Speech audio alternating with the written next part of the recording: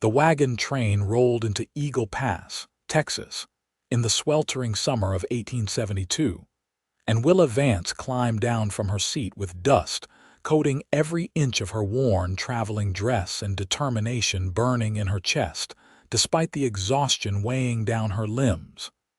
"That one there, Mrs. Henderson said loudly enough for half the settlement to hear, pointing at Willa with an accusing finger. "That is the girl who cannot cook a decent meal to save her life. 3 times she burned the beans. 3 times. And do not even get me started on her attempt at biscuits."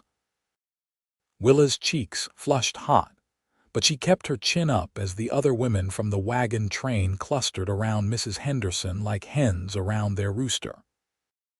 They had all been complaining about her for weeks now, ever since they discovered she had no domestic skills to contribute during the long journey from Missouri.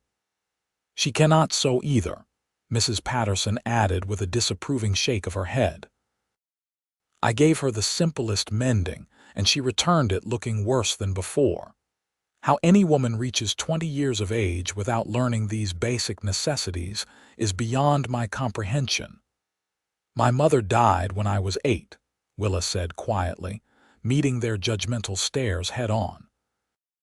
"My father raised me alone on our farm. He taught me to read, to figure numbers, to understand the land and the sky. He taught me what he knew." "Well, that is all well and good, but what man will want a wife who cannot even cook his supper?" Mrs. Henderson demanded. "We brought you all this way thinking you would be useful, but you have been nothing but a burden." The words stung more than Willa wanted to admit. She had sold everything she owned to pay for passage west after her father died last winter, hoping to start fresh somewhere new. The women had seemed kind enough at first, but once they realized she lacked the skills they valued most, their warmth had turned to ice. "I can learn," Willa said, hating how small her voice sounded. "I just need someone willing to teach me." "We tried teaching you," Mrs. Patterson said sharply. "You are hopeless at it.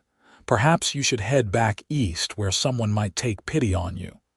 A deep voice cut through the conversation like a knife through butter. "Seems to me there are more important things than whether a person can cook or sew." Willa turned to see the largest man she had ever laid eyes on approaching their group. He stood well over 6 feet tall, with shoulders so broad they blocked out the afternoon sun behind him. His arms were thick with muscle, visible beneath the rolled sleeves of his worn cotton shirt, and his chest was solid as an oak tree. Dark hair fell past his shoulders, tied back loosely with a strip of leather, and his face was weathered and tanned from years spent outdoors. A thick beard covered his jaw, and his eyes were the color of a winter sky, pale gray and surprisingly gentle despite his intimidating size. "Noah Tucker," Mrs. Henderson said with barely concealed disdain. "This does not concern you." "When I hear folks berating a young woman in the middle of town, it concerns me plenty," Noah said calmly. His voice was low and rumbling like distant thunder. "What exactly is the problem here?" "The problem is that this girl is utterly useless," Mrs. Henderson declared. "She cannot cook, she cannot sew, she cannot do any of the things a proper woman should know how to do. We brought her all this way thinking she would contribute to our settlement, but she is worthless." Noah's expression did not change, but something flickered in his eyes that made Mrs. Henderson take a small step backward. "Is that so? What can you do, miss?" Willa found herself pinned by his steady gaze. There was no mockery in it, no judgment, just genuine curiosity. "I can read and write well enough to teach others. I know arithmetic and can keep accurate records. My father taught me about weather patterns and how to predict storms. I know which plants are safe to eat and which will make you sick. I can track animals through the wilderness and find water when none seems available." "Cannot cook, though," Mrs. Patterson interjected with a sniff. "Good," Noah said, and the word hung in the air like a bell that had just been rung. Everyone stared at him. Willa felt her mouth drop open slightly. Good, Mrs. Henderson repeated incredulously. What on earth do you mean, good? Noah looked directly at Willa, and she saw the corner of his mouth quirk up slightly beneath his beard. I mean good. I will teach her to cook and sew while she teaches me. Fair trade seems to me. Teaches you what? Mrs. Patterson demanded. Reading and writing, for starters, Noah said without embarrassment. Never had much schooling growing up. Been getting by on my own for 15 years now, but it would be useful to read what is written in the papers and books. And I would not mind learning about those weather patterns she mentioned. Could help with my trapping.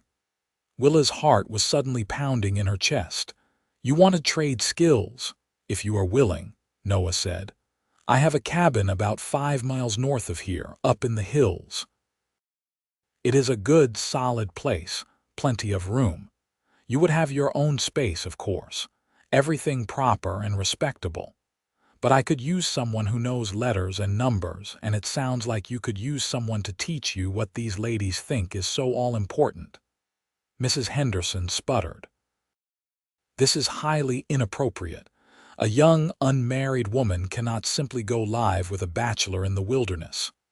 She can if they are married, Noah said calmly. I am proposing a practical arrangement.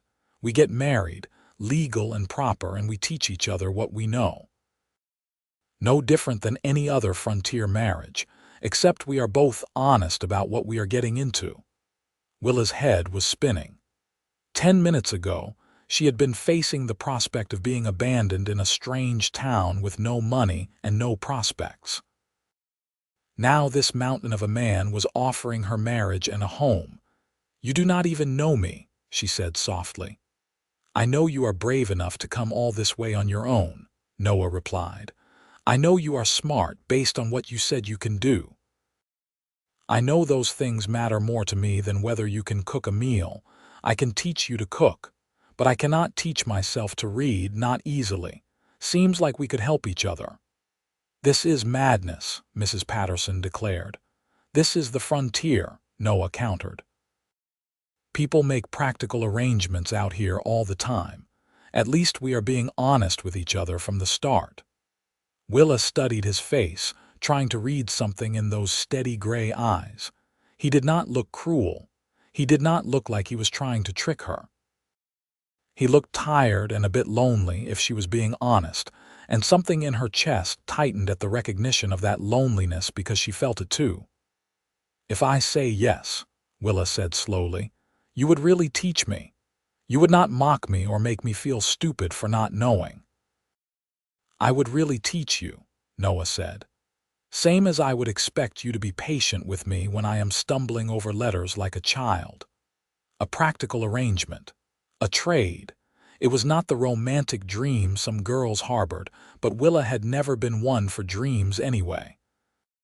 She was practical like her father had taught her to be, and practically speaking, this was likely the best offer she was going to get. All right, Willa said. I accept your proposal. The women behind her gasped in unison, but Willa ignored them. She extended her hand to Noah, and he took it gently in his own. His hand was enormous, calloused and rough, but his grip was careful, as though he was aware of his own strength and determined not to hurt her. We will need a preacher, Noah said. Reverend Matthews is usually at the church this time of day. Now, Willa squeaked. No reason to wait, is there? Noah asked. Unless you need time to think about it more. Willa glanced back at the wagon train women, who were all staring at her with varying expressions of shock and disapproval. She thought about facing another night of their cold shoulders and cutting remarks. She thought about being stranded in this town with nowhere to go and no one to turn to. No, Willa said firmly. I do not need more time. Let us go find the Reverend. Noah nodded once, then turned and started walking toward the small church at the end of the dusty main street. Willa hurried to keep up with his long strides, very aware that she was leaving her old life behind with every step. The church was a simple wooden structure, weathered by the harsh Texas sun but sturdy. Reverend Matthews was inside, arranging hymnals on the rough-hewn pews. He was an older man with kind eyes and a gentle manner, and he looked surprised but not disapproving when Noah explained what they wanted. "I will need witnesses," Reverend Matthews said, "and I should speak with you both separately first, to make sure you understand what marriage means." "I will find witnesses," Noah said. "And we understand what we are doing, Reverend. This might not be a typical situation, but we are both going into it with clear eyes." The Reverend spoke with Willa first, asking her questions about whether she was being coerced or pressured. She answered honestly, explaining her situation and Noah's offer. The Reverend seemed satisfied that she was making the choice of her own free will, even if it was not the most conventional arrangement. Then he spoke with Noah, and Willa waited nervously in the front pew, twisting her hands in her lap. What was she doing? She was about to marry a complete stranger, a man who lived alone in the wilderness, a man she knew absolutely nothing about beyond what he had revealed in those few minutes in the street. But what choice did she really have? The women from the wagon train had made it clear they did not want her around. She had no money for passage back east, and even if she did, what would she be going back to? The farm was sold, her father was gone, and she had no other family to speak of. At least Noah was offering her a chance. A chance to learn, a chance to be useful, a chance to have a home again. The Reverend emerged from the back room with Noah following behind him. "I have agreed to perform the ceremony," he said. "Noah has gone to fetch witnesses. They should be here shortly." True to his word, Noah returned a few minutes later with two men Willa had never seen before. They introduced themselves as Sam and Henry, friends of Noah's who trapped and hunted in the surrounding hills. "Did not expect to be standing up at your wedding today," Sam said with a grin. "Thought you were determined to stay a bachelor forever." "Things change," Noah said simply. The ceremony was brief and efficient. Willa repeated her vows in a voice that only shook slightly, and Noah's deep rumble was steady and sure. They had no rings to exchange, but the Reverend did not seem to think that mattered much out here on the frontier. "By the power vested in me, I now pronounce you husband and wife," Reverend Matthews said. "Noah, you may kiss your bride." Willa's breath caught. She had been so focused on everything else that she had not thought about this part. Noah stepped closer, and she had to tilt her head back to look up at him. He was so tall, so broad, so utterly overwhelming in his physical presence. But his hands were gentle as they came up to frame her face, and his kiss was soft and brief, just a brush of his lips against hers. "There," he said quietly, pulling back. "Now it is official." They signed the marriage certificate, with Sam and Henry adding their signatures as witnesses. Willa's hand trembled as she wrote Willa Tucker for the first time. It looked strange, seeing her father's surname replaced with this man's name, but there was no taking it back now.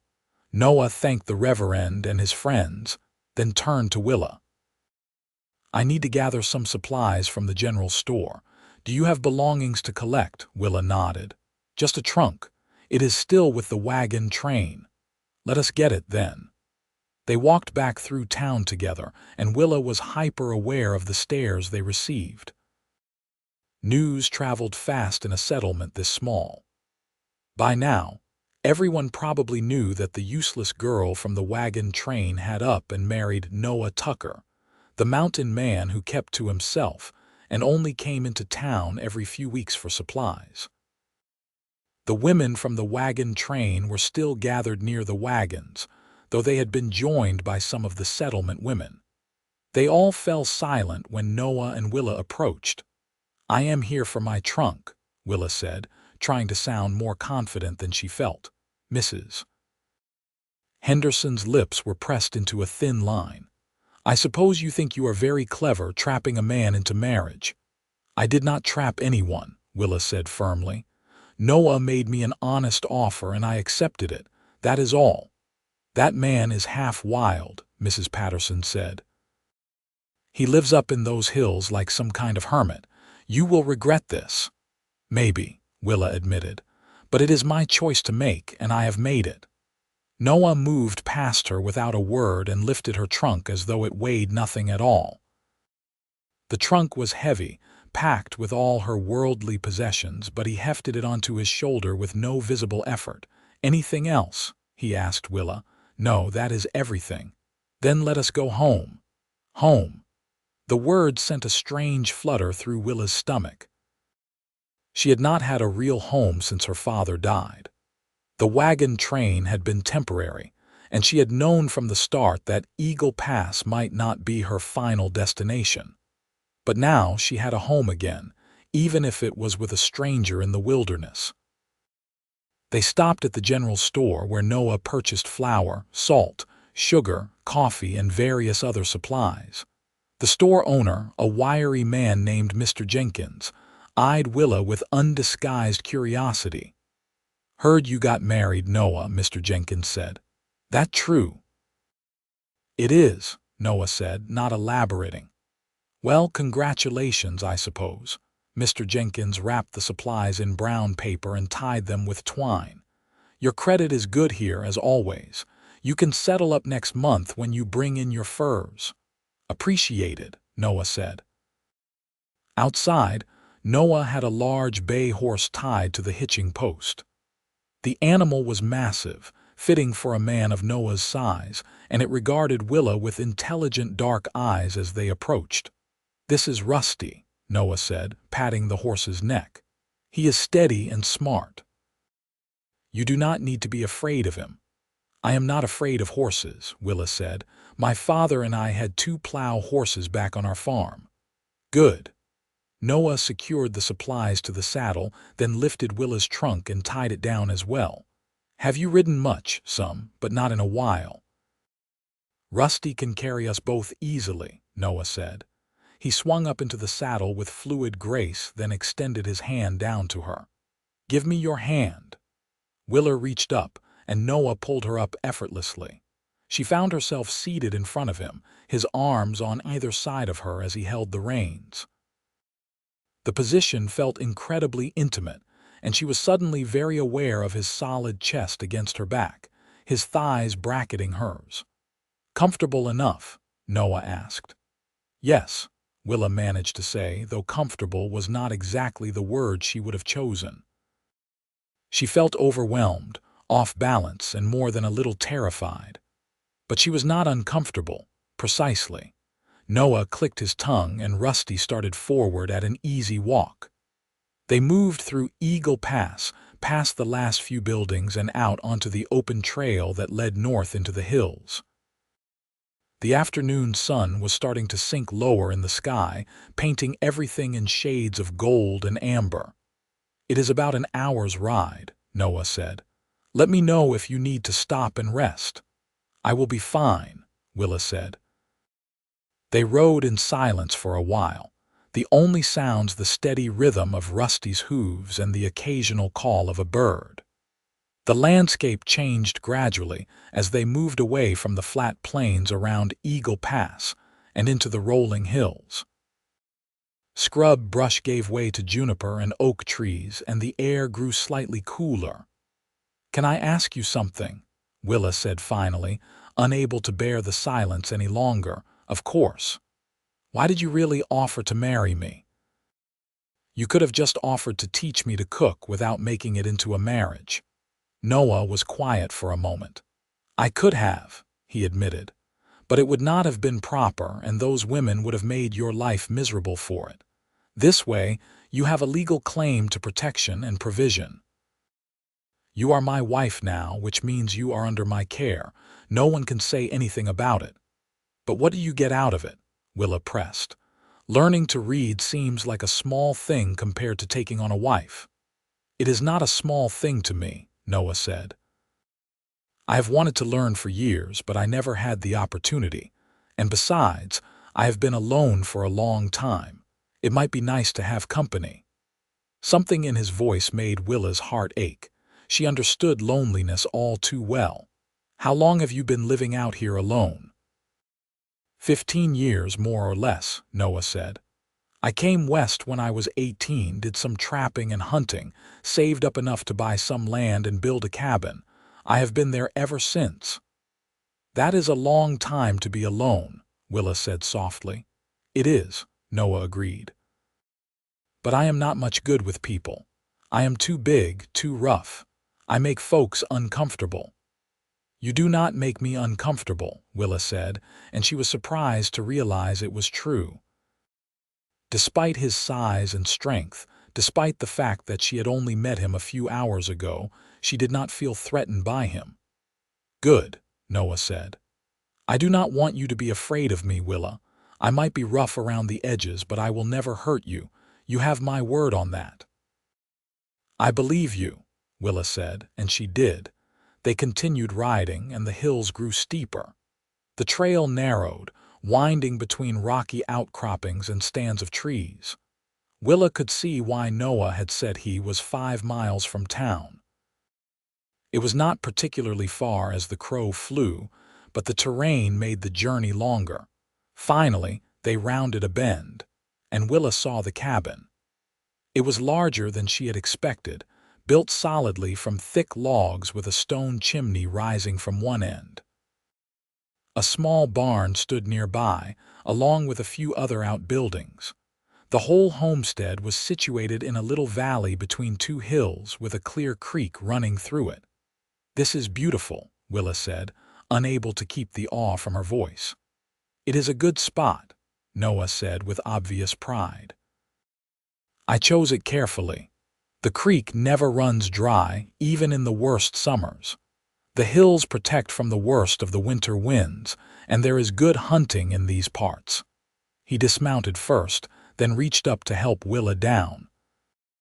His hands spanned her waist easily, and he lifted her as though she weighed nothing.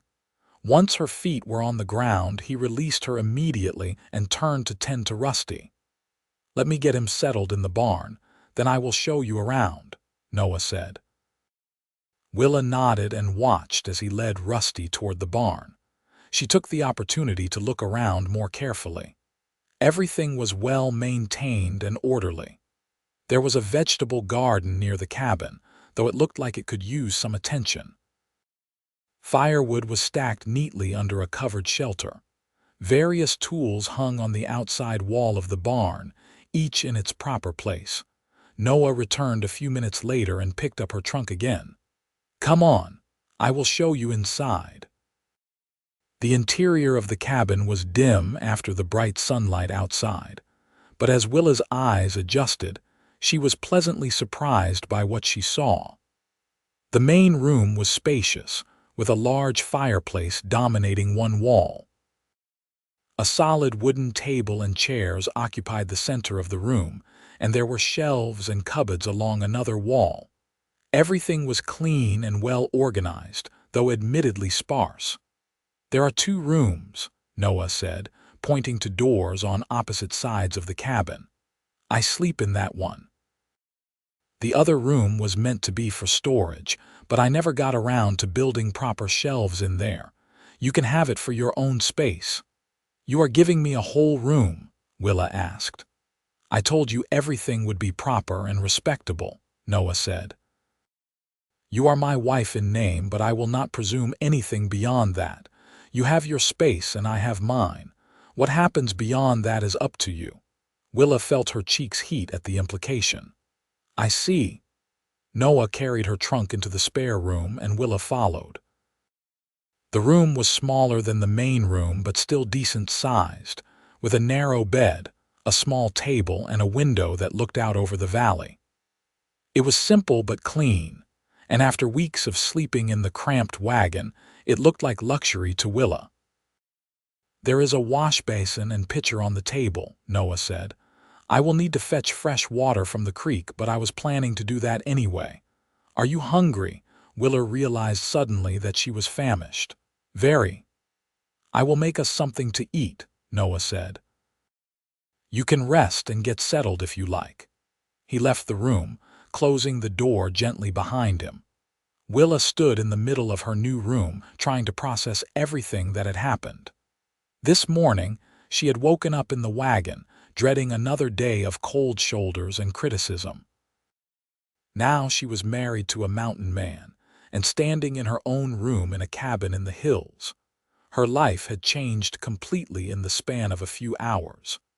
Willa unpacked her trunk slowly, hanging her few dresses on pegs that lined one wall and arranging her other belongings on the small table.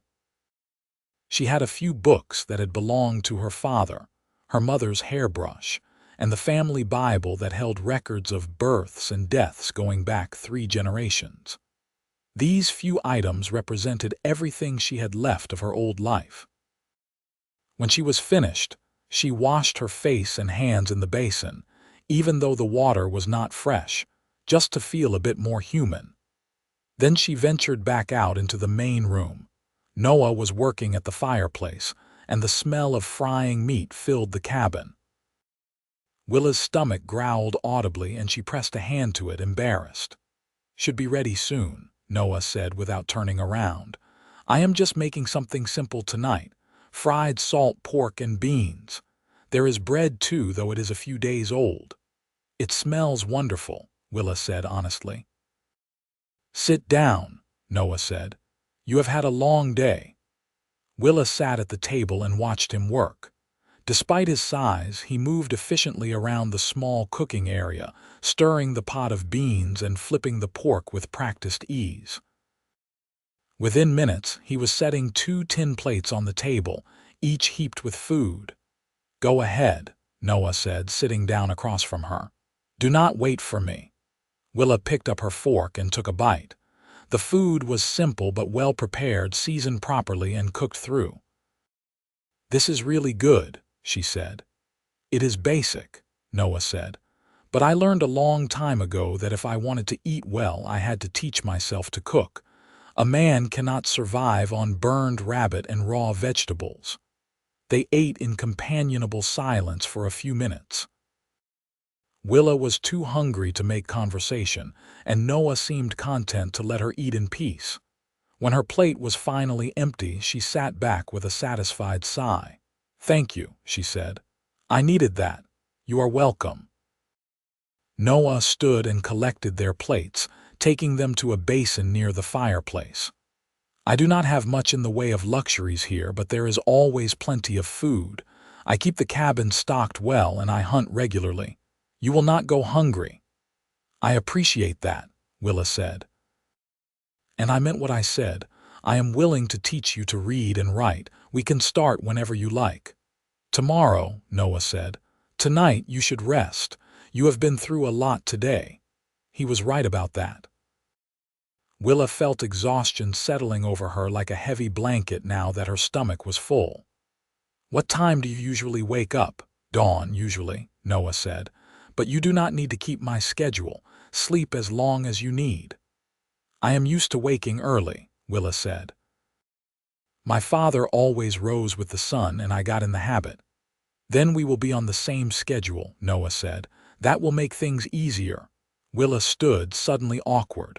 I suppose I should say good night then. Good night, Willa, Noah said. His voice was gentle. I hope you sleep well. Good night, Noah.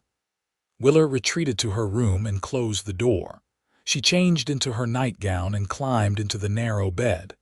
The mattress was surprisingly comfortable, stuffed with what felt like straw and cotton, and the blankets were heavy and warm. She lay in the darkness, listening to the sounds of Noah moving around in the main room, putting things away and banking the fire for the night. Eventually, she heard the sound of his door closing, and then the cabin fell silent except for the occasional creak of settling wood and the distant sound of the creek. Willa stared up at the ceiling, her mind racing. She was married. She was Willa Tucker now, wife of a mountain man she had met only hours ago. It seemed impossible, like something from a story rather than real life. But it was real. She was here in this cabin in these hills, far from everything she had known, and tomorrow her new life would truly begin. Despite her racing thoughts, exhaustion eventually won out and Willa drifted off to sleep. She woke to the sound of someone moving around in the main room. For a moment, she was disoriented, not recognizing where she was. Then memory flooded back and she sat up quickly, her heart pounding. Pale light was filtering through the window. Dawn. Noah had said he woke at dawn. Willa dressed quickly in one of her simple calico dresses and braided her hair efficiently. When she opened her door and stepped into the main room, she found Noah already dressed and working at the fireplace. "Morning," he said, glancing over his shoulder at her. "I am making coffee and porridge. Hope that sits well with you." "That sounds perfect," Willa said. "Can I help?" "Do you know how to make coffee?" "Not really," Willa admitted. "My father always made it when we had it, which was not often." "Then the first lesson starts now," Noah said. "Come here." Willa approached the fireplace and Noah moved aside to give her room. "The key to good coffee is the right ratio of grounds to water," he explained. "Too much and it will be too strong and bitter. Too little and it will be weak. I use about a handful of grounds for every 2 cups of water." He demonstrated, showing her how to measure the coffee and pour the water into the pot. "The water needs to be hot, but not quite boiling when you pour it over the grounds. Then you let it steep for a few minutes." "That seems simple enough," Willa said. "Most cooking is simple once you know the basics," Noah said. "It is just a matter of paying attention and not rushing. Now porridge is even easier. You just need oats, water, and a pinch of salt." He walked her through making the porridge, explaining how to tell when it was the right consistency and how to avoid burning it by stirring regularly. Willa watched carefully, asking questions when she did not understand something. "You are a good teacher," she said as they sat down to eat. "You explain things clearly." "I had to learn everything on my own," Noah said. "So I remember what it was like not to know. Makes it easier to teach, I think." The porridge was warm and filling, flavored with a bit of honey that Noah produced from a jar in his cupboard. The coffee was strong and bitter, but Willa found she liked it. "So," Noah said as they were finishing breakfast, "when do we start my lessons?" "Whenever you are ready," Willa said. "Do you have paper and a pencil?" Noah looked sheepish. "I have a pencil somewhere, but no paper." "I never had need of it before." "I have some in my trunk," Willa said. "Let me get it." She retrieved a small stack of paper and her father's pencils from her room. When she returned, Noah was clearing the table and washing the dishes. She waited until he was finished, then spread a sheet of paper in front of him. "You know any of your letters?" she asked. "I know how to write my name," Noah said. "My mother taught me that much before she died, but that is about all."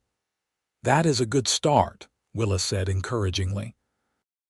"Writing your name means you already understand that letters represent sounds, which is the hardest concept to grasp." "Can you show me?" Noah picked up the pencil, his large hand dwarfing it, and carefully wrote Noah on the paper. His letters were shaky and uneven, but they were legible. "Very good," Willa said. "Now, let me explain how letters work. Each letter has a sound, and when you put them together, they make words."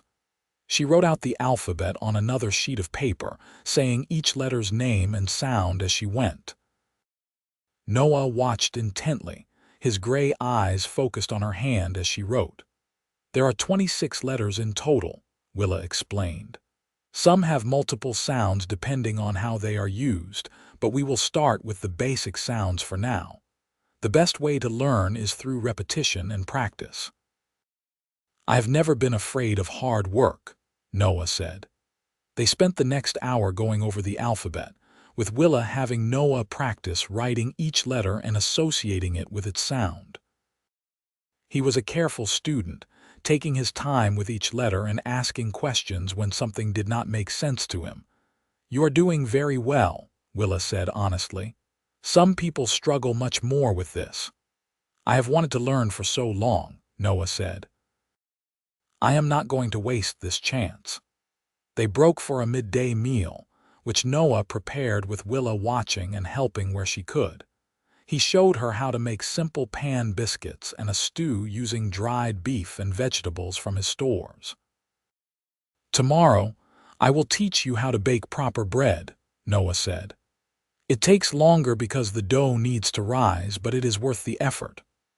"I would like that," Willa said.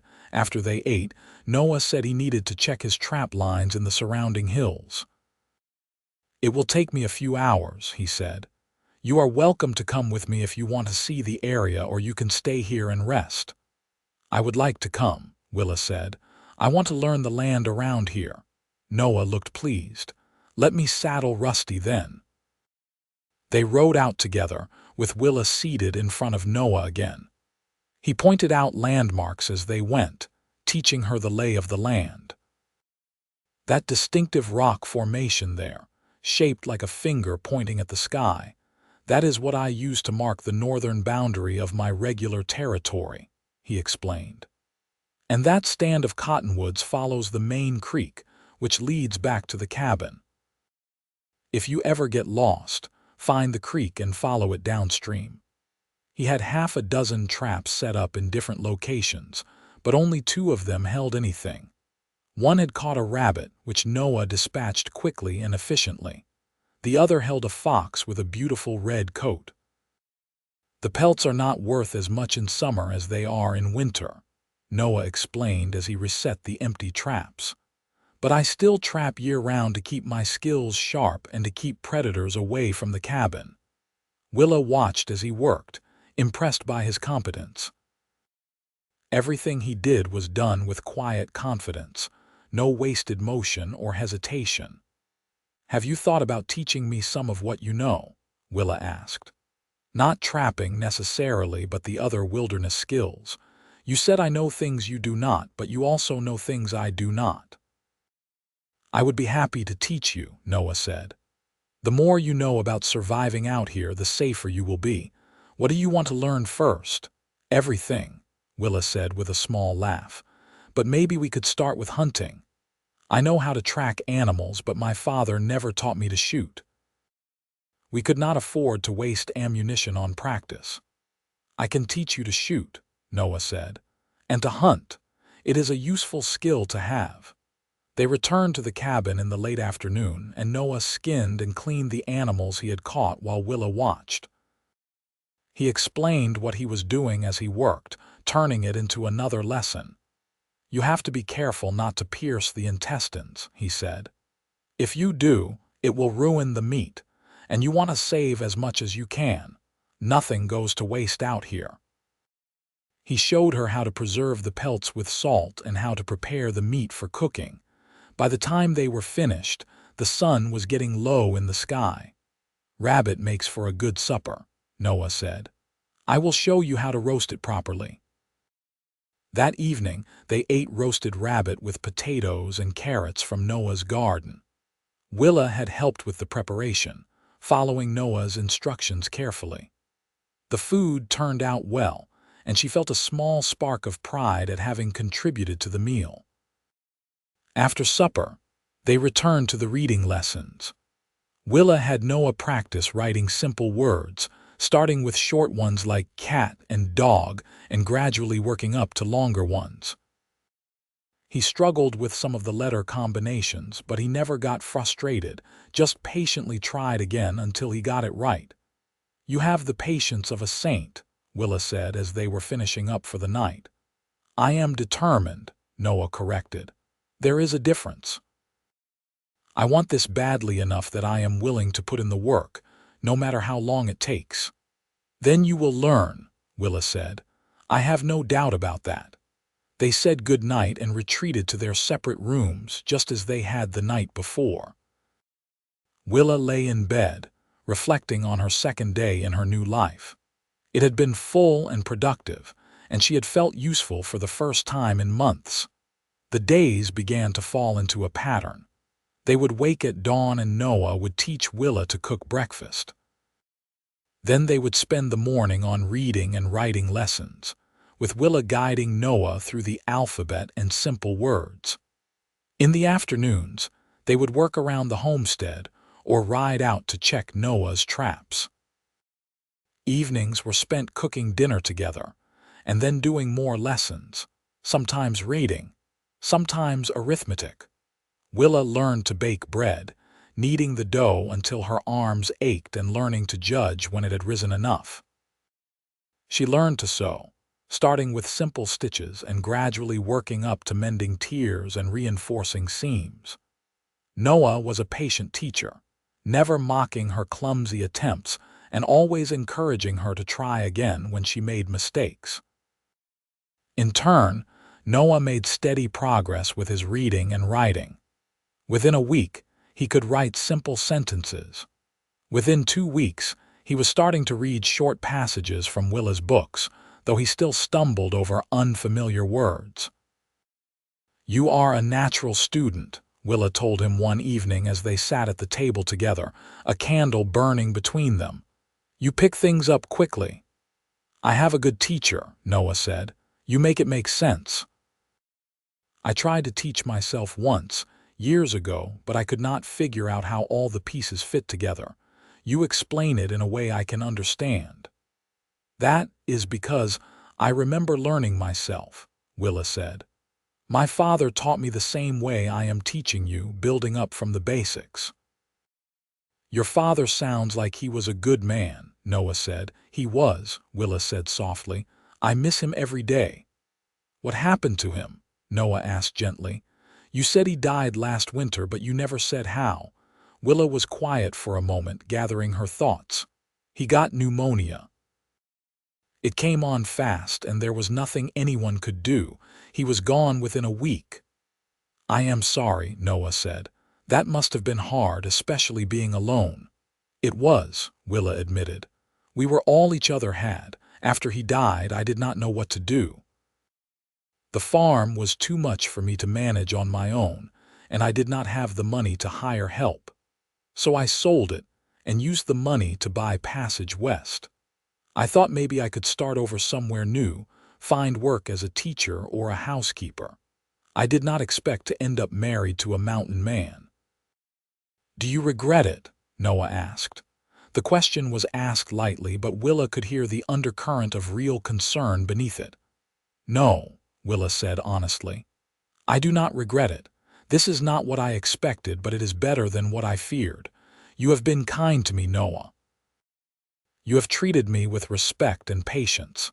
That means more than you might realize."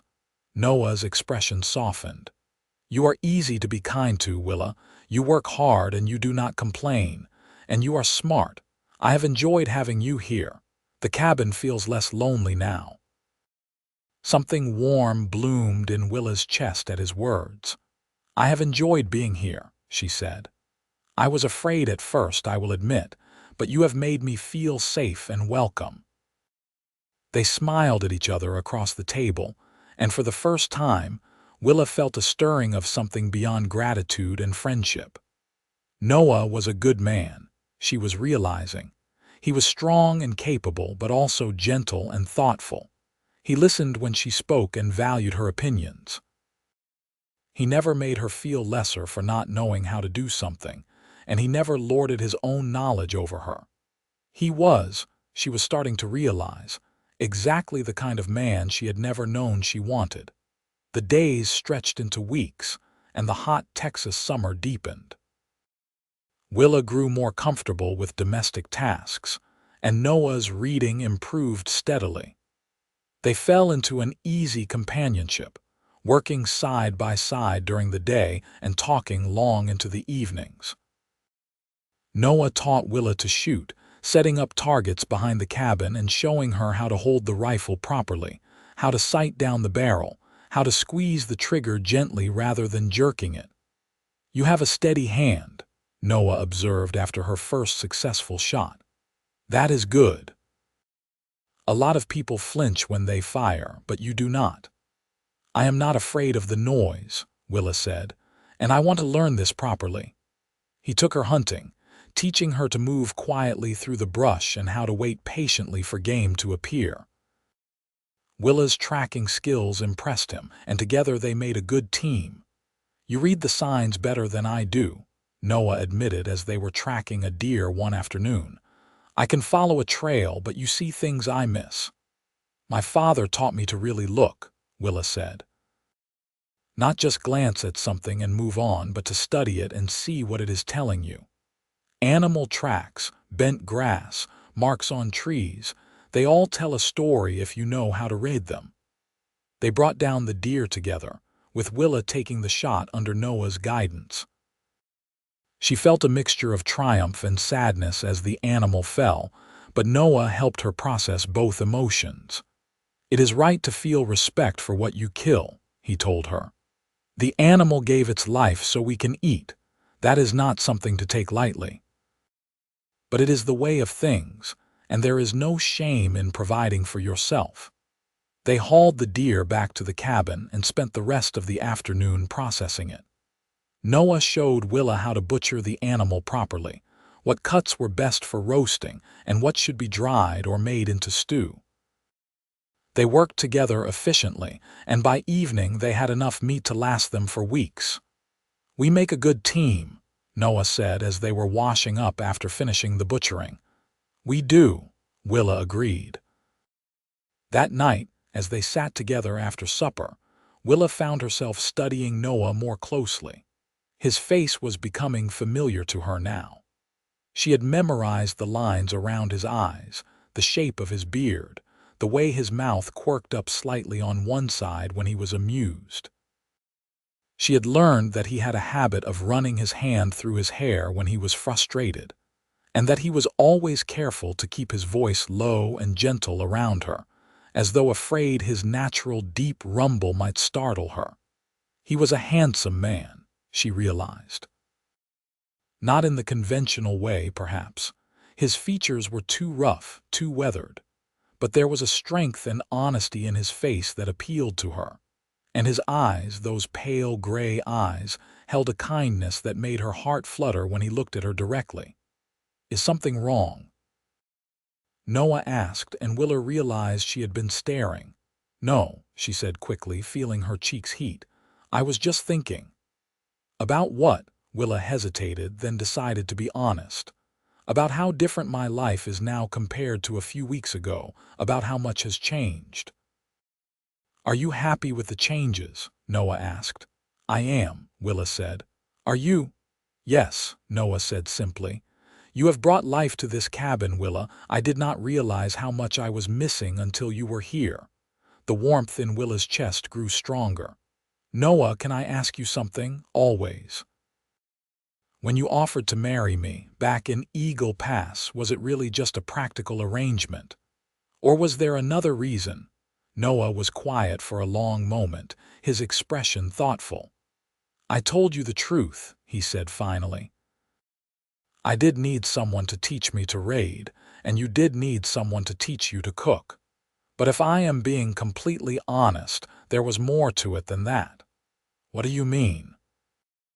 I saw you standing there in that street, with those women tearing you down and making you feel small, and something in me just reacted, Noah said.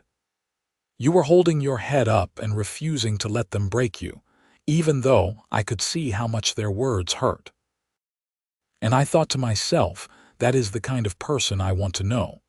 That is the kind of strength that matters out here. So yes, it was practical. But it was also because I saw something in you that I admired. Willa's breath caught. I do not know what to say to that. You do not have to say anything, Noah said. I just wanted you to know. You are more than just a convenience, Willa. You are someone I am glad to have in my life. You are someone I am glad to have in my life too, Willa said softly. When you stood up for me that day, it was the first time in months that someone had treated me like I mattered. That meant everything to me.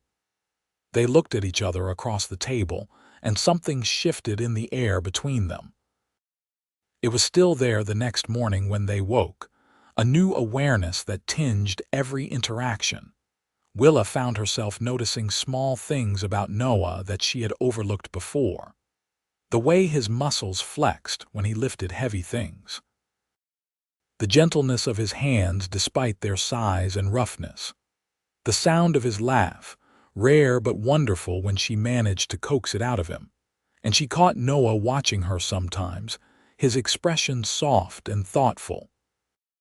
He started finding small ways to touch her. Nothing inappropriate, just a hand on her shoulder when he passed behind her, or his fingers brushing hers when they both reached for something at the same time. The tension between them was not unpleasant. If anything, it added a sweetness to their daily interactions.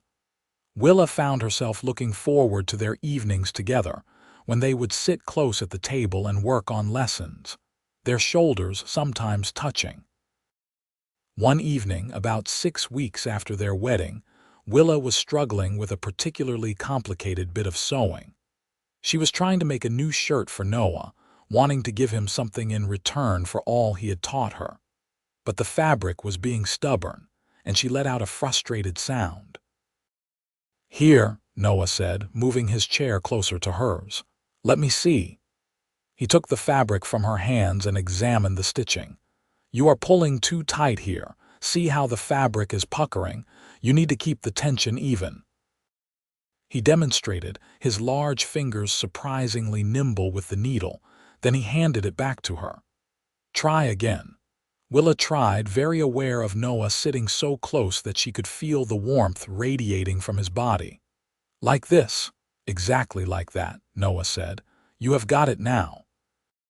She continued sewing, and Noah stayed where he was, watching her work. After a few minutes, he said quietly, "Willa, can I tell you something?" "Of course." "I am glad you came into my life," Noah said. "These past weeks have been the best I've had in years, maybe ever. I just wanted you to know that." Willa set down her sewing and turned to face him fully. They were so close that she had to tilt her head back to meet his eyes. "I am glad I came into your life too," she said. "I thought I was coming west to survive. I did not expect to find somewhere I actually wanted to be, someone I actually wanted to be with." Noah's hand came up slowly, giving her plenty of time to pull away, and gently tucked a strand of hair behind her ear. "I have been thinking," he said, his voice even lower than usual. "About us. About this marriage." "What about it?" "It started as a practical arrangement," Noah said, "but it does not feel practical anymore. It feels real, at least it does to me." Willa's heart was hammering in her chest. "It feels real to me too." "I do not want to pressure you," Noah said.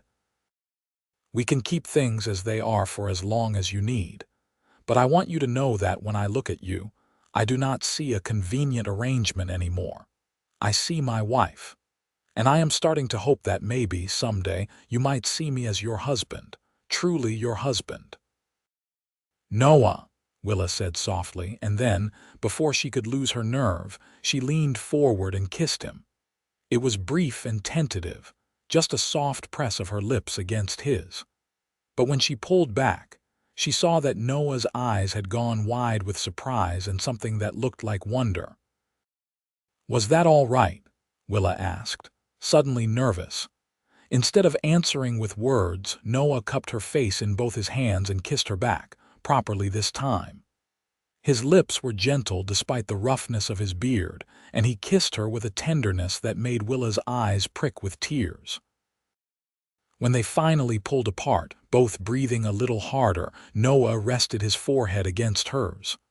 "I have wanted to do that for weeks," he admitted. "So have I," Willa said. "I just did not know if you wanted the same thing." "I want you," Noah said. "I have wanted you since that first day, if I am being honest, but I did not want to push. I wanted you to come to me when you were ready." "I am ready," Willa said. "I do not want separate rooms anymore, Noah. I want to be your wife in truth." "Are you sure?" Noah asked. "There is no rush." "We have all the time in the world." "I am sure," Willa said. "I trust you, I care about you, and I want this. I want us." Noah kissed her again, deeper this time, and Willa felt heat bloom through her entire body. His arms came around her, pulling her close, and she marveled at how safe she felt despite his overwhelming strength. "Come with me," Noah said when they finally broke apart. He stood and extended his hand to her. Willa took it without hesitation, and Noah led her to his room. It was larger than hers, with a bigger bed and a window that looked out over the valley. Noah lit a candle, and in the soft golden light he turned to face her. "I will be gentle," he promised. "I know I am rough, but I will be careful with you." "I am not afraid," Willa said. "Not of you. Never of you." He kissed her again, and they sank down onto the bed together. Noah was true to his word, treating her with such tenderness and care that Willa felt cherished in a way she had never experienced before. He took his time, making sure she was comfortable, whispering sweet words against her skin. Afterwards, they lay tangled together in the narrow bed, Willa's head resting on Noah's broad chest. She could hear his heart beating beneath her ear, strong and steady. "I love you," Noah said softly, his fingers tracing lazy patterns on her bare shoulder. "I probably should have said that before, but I am saying it now. I love you, Willa Tucker." "I love you too," Willa said, and realized as she said it that it was true. Somewhere along the way, between cooking lessons and reading practice and long talks in the evening, she had fallen in love with this gentle giant of a man. "I did not expect to fall in love when I married you, but I have. Completely. Best arrangement I ever made," Noah said with a soft laugh. "Best arrangement I ever made too," Willa agreed. They fell asleep like that, wrapped in each other's arms, and when Willa woke the next morning, she was still there, safe and warm against Noah's side. She watched him sleep for a few minutes, taking in the softness of his expression in sleep, the way his hair fell across his face. Then his eyes opened and he smiled when he saw her watching him. "Morning," he said, his voice rough with sleep. "Good morning," Willa said. "Did you sleep well?" "Better than I have in years," Noah said. He pulled her closer and kissed the top of her head. "How about you?" "Wonderfully," Willa said. They lay there together for a while longer, reluctant to get up and start the day. But eventually, practical needs won out, and they got dressed and went about their morning routine. Everything felt different now, charged with new meaning. When Noah put his arm around Willa's waist as she stood at the stove, it felt natural. When they sat at the table for breakfast, their chairs pulled close together so their knees touched. It felt right. This was what marriage was supposed to be, Willa thought. Not just a practical arrangement, but a true partnership. Two people building a life together, teaching each other, caring for each other, growing together. The weeks turned into months. Summer faded into fall, and the Texas heat gave way to cooler temperatures.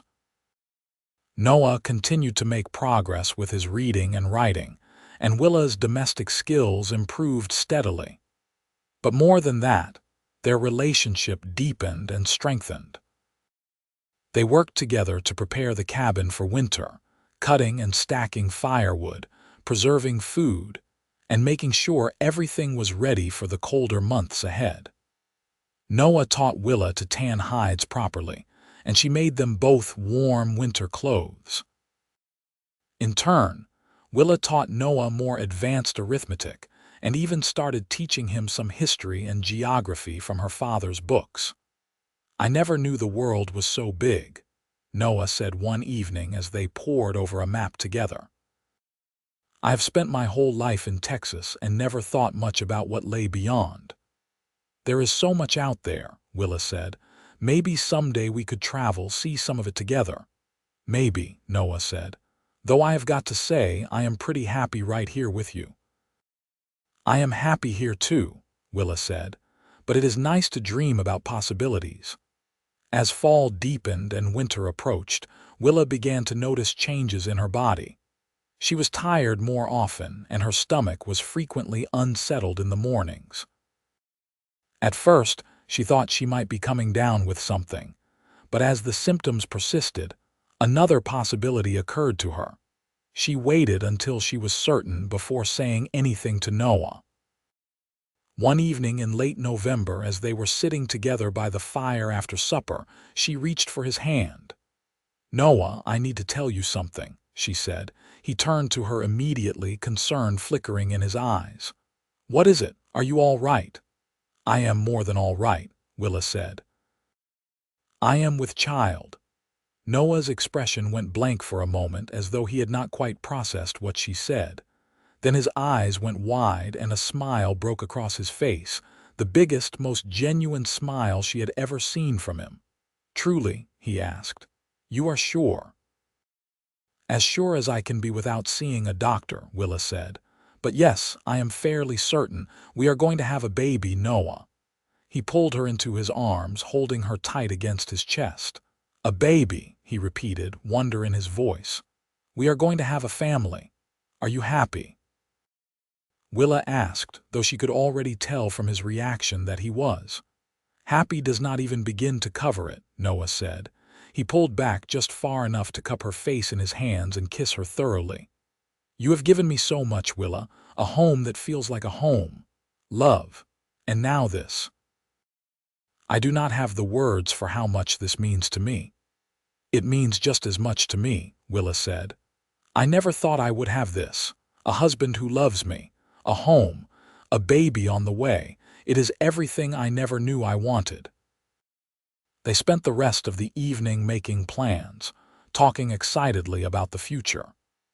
They would need to build a cradle, to set aside space in the cabin for the baby, to make sure they had everything they would need.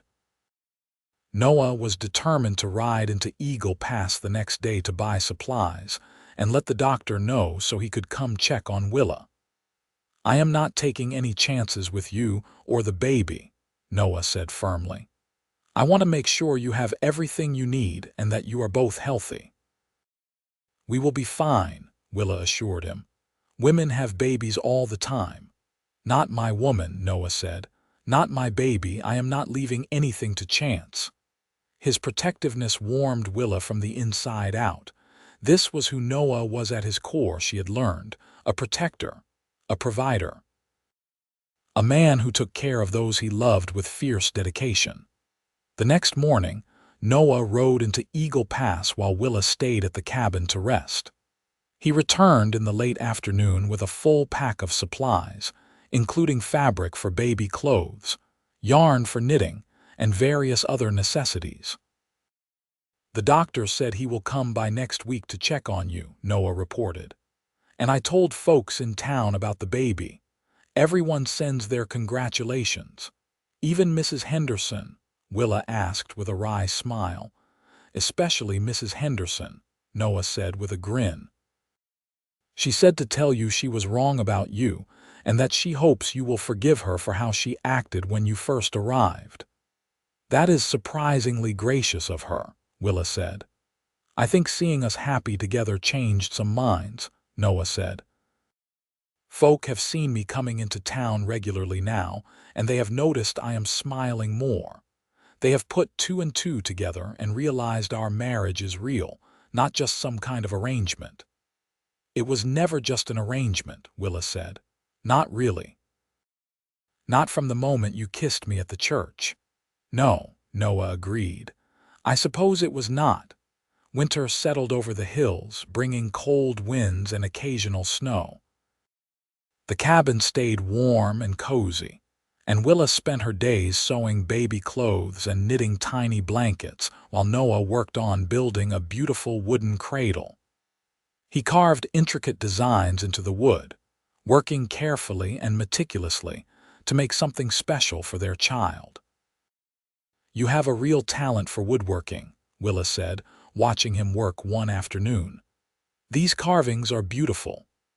"My father was a carpenter," Noah said. "Before he died, he taught me a few things. I have not done much carving in recent years, but it is coming back to me." "You never talk much about your parents," Willa observed. "Not much to tell," Noah said. "My mother died when I was 10. Fever took her. My father tried his best after that, but he was never the same. He died when I was 17, and that is when I decided to head west. There was nothing left for me back east. I am sorry, Willa said.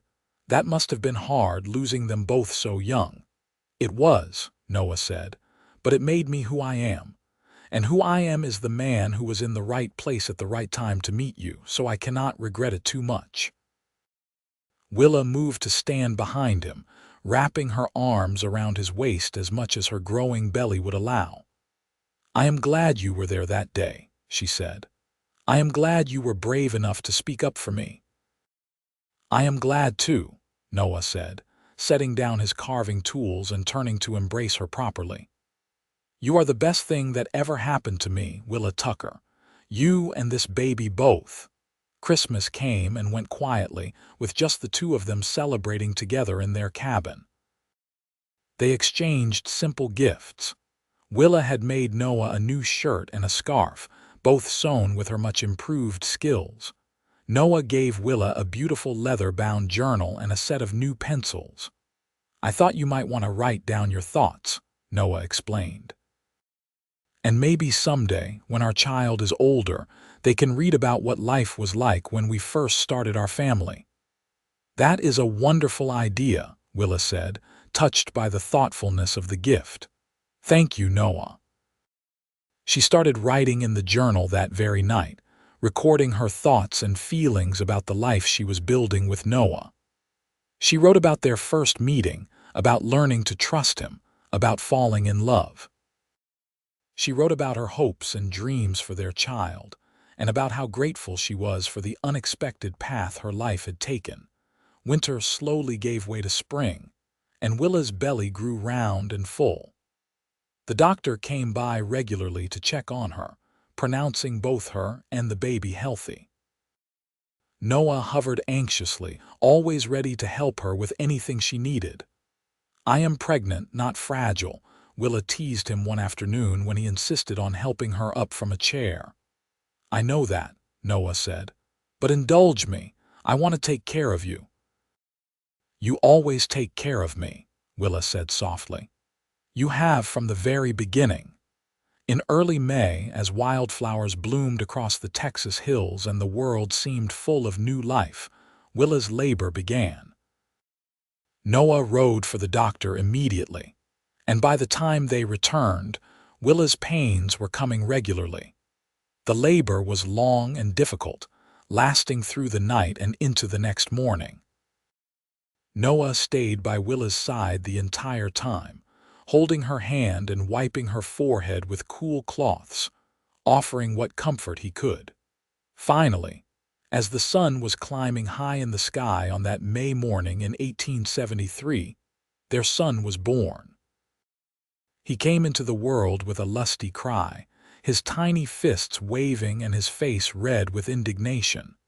A boy, the doctor announced, placing the baby in Willa's arms. A strong, healthy boy. Willa looked down at her son, overwhelmed by the rush of love she felt. He was perfect, with a shock of dark hair and a face that already showed hints of his father's features. Noah, she said softly, look at him, look at our son. Noah leaned over them both, his expression full of wonder. He is perfect, he whispered. Absolutely perfect. What should we name him? Willa asked. I was thinking we could name him after your father, Noah said. If you would like that. Tears sprang to Willa's eyes. Really, really, Noah said. Your father gave you life and raised you to be the amazing woman you are. It seems fitting to honor him this way. William, Willa said. William Tucker, we could call him Will. Will Tucker, Noah repeated, testing the name. I like it. What do you think, little man? Do you like your name? The baby made a small sound and both parents laughed. I think that is a yes, Willa said. The doctor examined Will carefully, then pronounced him healthy and strong. He is a big baby, the doctor said. Nearly 10 pounds, I would guess. With a father like Noah, I suppose that is to be expected. After the doctor left, promising to return in a few days to check on them, Noah and Willa were left alone with their son. Noah was almost comically gentle as he held Will, this tiny baby cradled in his large arms. "I am afraid I am going to break him," Noah admitted. "He is so small." "He is stronger than he looks," Willa said. "And you would never hurt him. I have seen how gentle you can be." They spent the next few weeks adjusting to life with a newborn. Will was a good baby for the most part, though he had healthy lungs and was not afraid to use them when he was hungry or wet. Noah threw himself into fatherhood with the same dedication he brought to everything else, learning to change nappies and rock the baby to sleep. "I never thought I would have this," Noah said one night as they sat together, watching Will sleep in his beautiful carved cradle. "A family. Love. I thought I was meant to be alone." "You were never meant to be alone," Willa said. "You were just waiting for the right person to come along." "For us to come along. Best thing I ever did was speak up for you that day in Eagle Pass," Noah said. "Best thing I ever did was say yes when you proposed," Willa replied. As spring turned to summer and Will grew bigger and stronger, the little family settled into a comfortable rhythm. Noah taught Willa more advanced skills like smoking meat and making preserves, while Willa continued to advance Noah's reading and writing. By the time Will was 6 months old, Noah could read simple books on his own and write clear, legible letters. "I have been thinking," Noah said one evening as they sat on the porch, watching the sunset while Will dozed in Willa's arms, "about maybe expanding. Building on to the cabin, making it bigger. If we are lucky, we might have brothers and sisters someday and we will need the space." "I would like that," Willa said. "Both the bigger cabin and the possibility of more children. I never had siblings and I always wished I did. I want Will to have what I did not." "Then we will make it happen," Noah said. "I have been saving up from selling my furs. We have enough to buy the materials we would need." Over the following months, Noah worked on expanding the cabin. He built on 2 new rooms, one for Will and one for future children, and expanded the main living area. Willa helped where she could, and together they transformed the cabin from a bachelor's dwelling into a proper family home. By the time Will celebrated his first birthday in May of 1874, the renovations were complete. They invited folks from Eagle Pass to come celebrate, and the cabin was full of neighbors and new friends. Mrs. Henderson came, and she pulled Willa aside at one point during the celebration. "I owe you an apology," she said. "A real one, not just words passed through your husband. I was wrong about you. You have made a wonderful home here, and it is clear that you and Noah are very happy together. I am sorry for the harsh things I said when you first arrived." "Thank you," Willa said sincerely. "I appreciate that, and there are no hard feelings. You helped me get here, even if it was not in the way you intended. Sometimes the best things come from unexpected places," Mrs. Henderson said with a smile. As the sun set on Will's first birthday party, Willa stood in the doorway of her home, watching Noah play with their son while their neighbors laughed and talked around them. She thought back to that day in Eagle Pass, when she had felt so lost and alone, convinced that she had made a terrible mistake coming west. How wrong she had been. Coming west had led her to everything she had ever wanted, even if she had not known what she wanted at the time. It had led her to Noah, to love, to a home and a family. "What are you thinking about?" Noah asked, coming up behind her with Will in his arms. "About how much my life has changed," Willa said. "About how happy I am." "I am happy too," Noah said. "Happier than I ever imagined I could be." Will babbled something that might have been a word, and both parents laughed. They stood there together in the doorway, a family, watching the last light fade from the Texas sky. The years passed peacefully. In the fall of 1875, Willa gave birth to their second child, a daughter they named Mary. She had Willa's eyes and her father's dark hair, and she was doted on by both her parents and her older brother. Noah continued to trap and hunt, but he also started taking on occasional carpentry work in Eagle Pass, using the skills his father had taught him. His furniture became sought after in the growing town, and the extra income allowed them to add even more improvements to their homestead. Willa started teaching Will to read as soon as he was old enough, and Noah joined in the lessons with enthusiasm. The sight of father and son bent over their books together never failed to make Willa smile. In 1877, another son arrived. They named him James, and he was a calm, quiet baby who rarely fussed. With 3 children now, the cabin was full of noise and life and love. "Remember when you said you could not cook or sew?" Noah teased Willa one evening as they sat together after getting all 3 children to bed. "Look at you now. You run this household like a general commanding an army." "I had a good teacher," Willa said, leaning against his shoulder. "And remember when you said you could not read? Now you read to the children every night." "I had a good teacher too," Noah said, pressing a kiss to the top of her head. They sat in comfortable silence for a while, enjoying the rare quiet moment. Their life was busy and often chaotic, but it was good, so good. "You ever think about that day we met?" Willa asked. "About how easily things could have gone differently?" "Sometimes," Noah admitted, "but I try not to think about it too much. It scares me to imagine a life where I did not speak up, where you got back on that wagon train and I never saw you again." "I think about it too," Willa said. "I think about how brave you were, standing up to those women and offering me a way out. You saved me that day, Noah." "You saved me too," Noah said. "I was so lonely before you came.